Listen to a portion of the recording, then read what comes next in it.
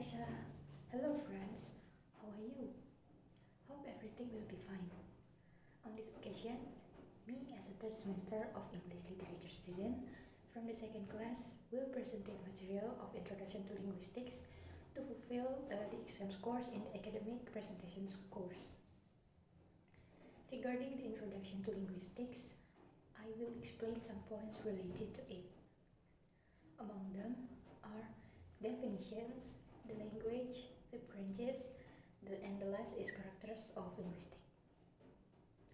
An introduction to linguistics is a material that introduces the ins and outs of language, ranging from types, patterns, and forms.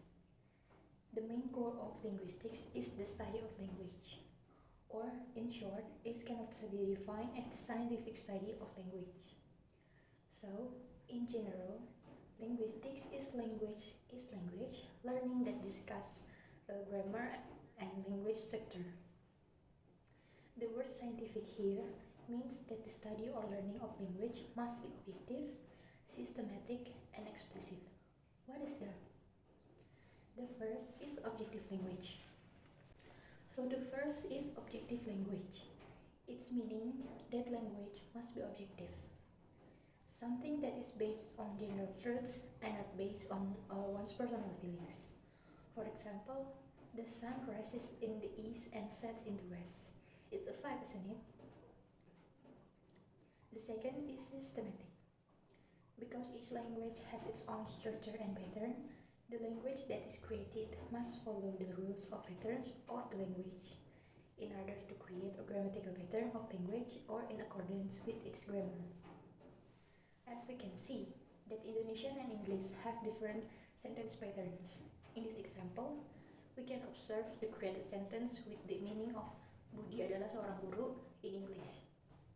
The subject of Budi must be followed by the linking verb is, and the linking verb is must be followed by the article a, and finally followed by the noun teacher.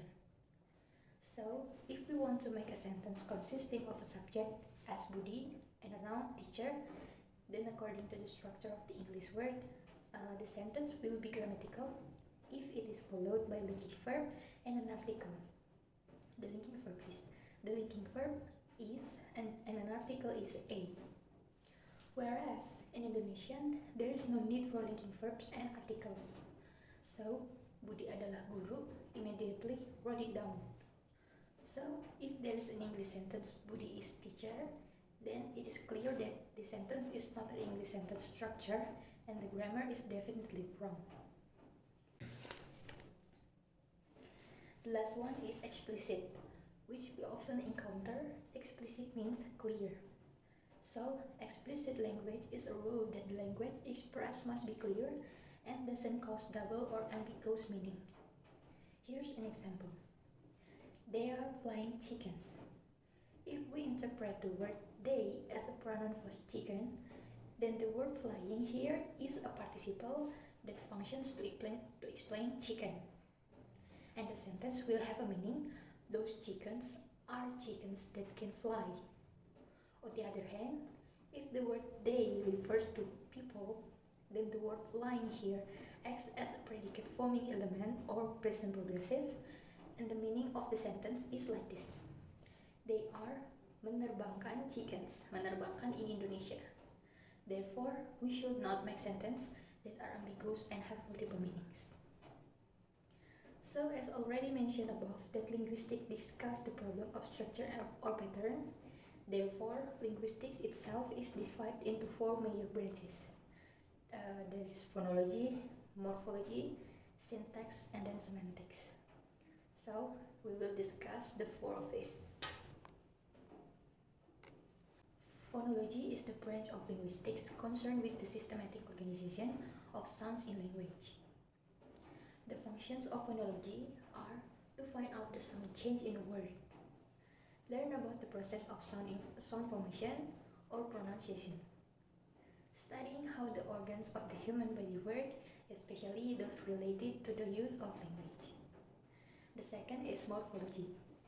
Is the study of language itself, such as studying the formation of words or morphemes, and also variation in word or morpheme combination in language.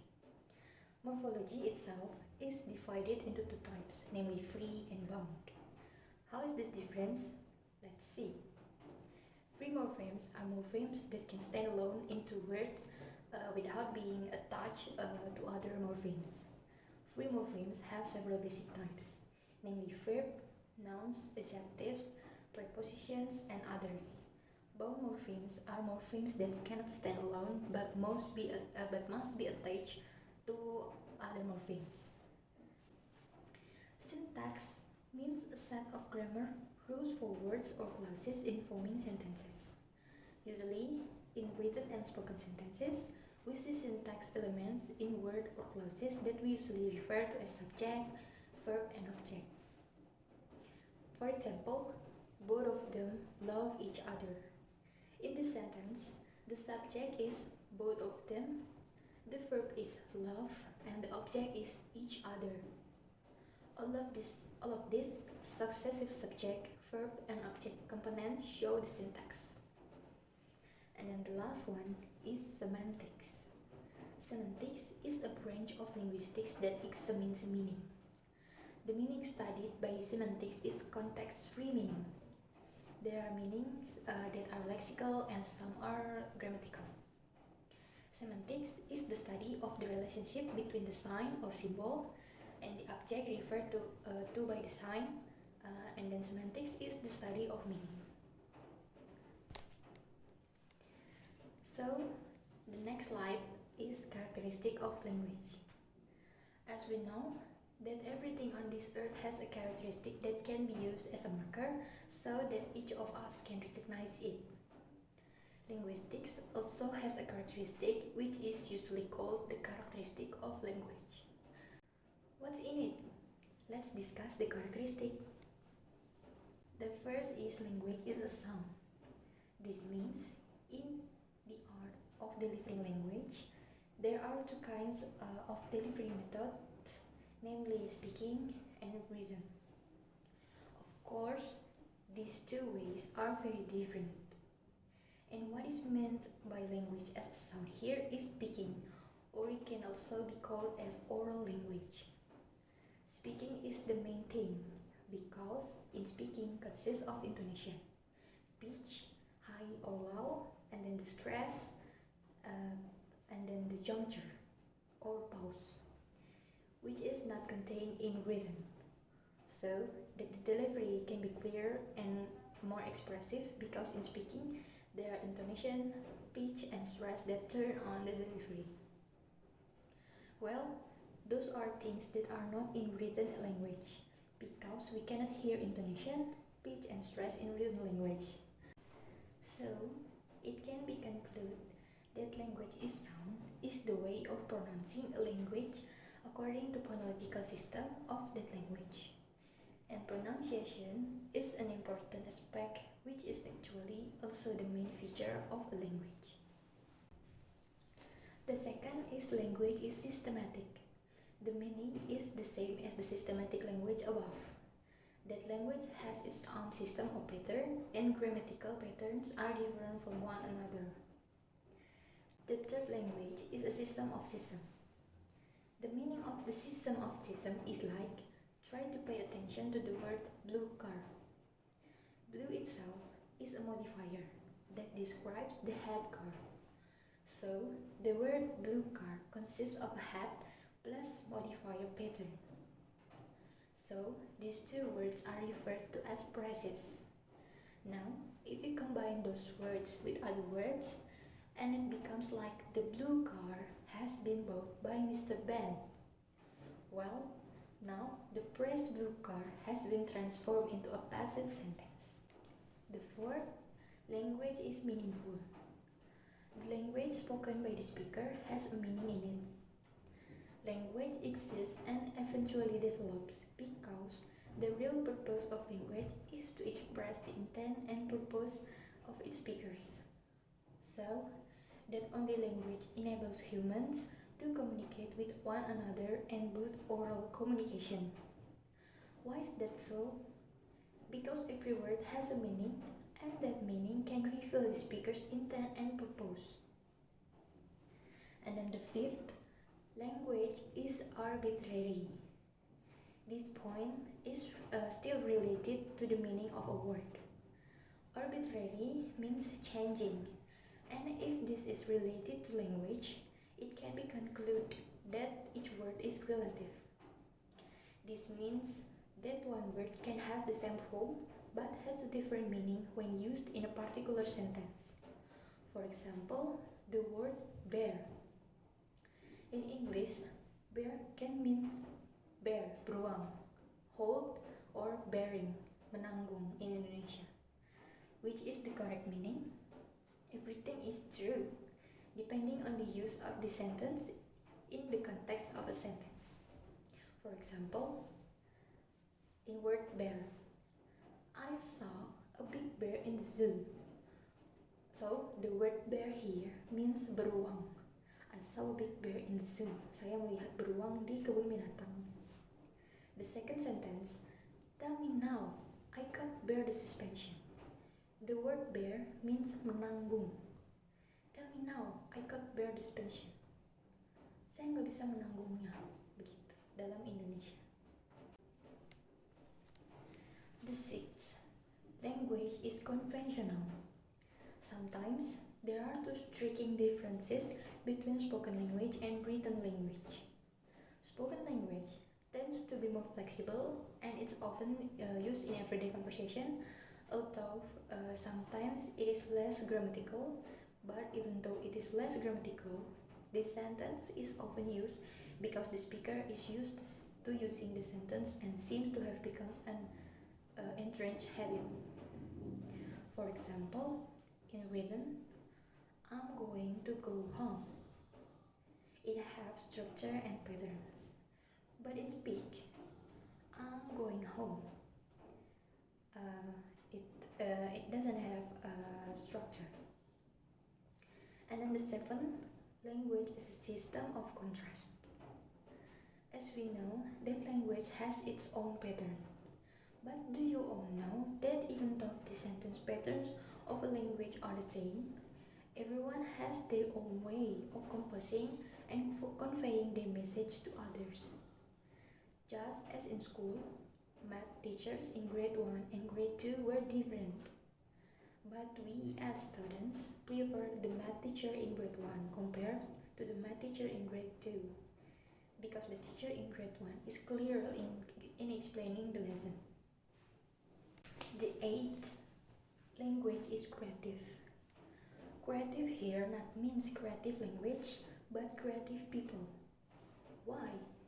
Yes, because each person actually has the ability to express the same thing but with different words. The word require has the equivalent needed. The word to save can be matched with the word keep. So, what's the conclusion? The conclusion is every word can be described by another word that is different but has the same meaning. For simplicity, let's call it synonyms. Like the example above, the word require has the equivalent needed. That is, the word require can also be explained by the word needed. This equivalent aspect is called the creative aspect of language. The ninth, language are unique. In everyday life, we certainly do not rule out the possibility that we can get to know foreign language. But did you know that there are words from two different languages that have the same way of writing, but have different pronunciation and meanings? Take for example English and Indonesian. In English, there is the word air. In Indonesian, there is also the word air. But what makes the difference here is in English, the pronunciation of the word air is as follows, air. Meanwhile, Indonesian pronunciation is different, namely air. The meaning is also different. If in English, air means udara, while in Indonesian, air means water. That is what is called the unique aspect of language. Last but not least, language are similar. As the name suggests, similar itself means similar. Similar can be similar, but not the same. Speaking of similar things, you have seen twins, don't you? So now let's just assume Vina and Vita are twins, physically, so that other people can't tell the difference. Where is Vita? Where is Vina? Sometimes their own parents can't tell the difference between the two of them. But after it turns out that Vina and Vita are different. Vina likes to cook, while Vina likes to cook, while Vita likes singing. For example, the word transit in English and Indonesian. In English, transit means travel, but in Indo, transit is to move. In Indo, saya naik bis ke arah Bekasi, transit di Jakarta, berpindah bis. In Indonesia is like that. So, those are some important points in the introduction to linguistics. It turns out that language has a lot of variety, right?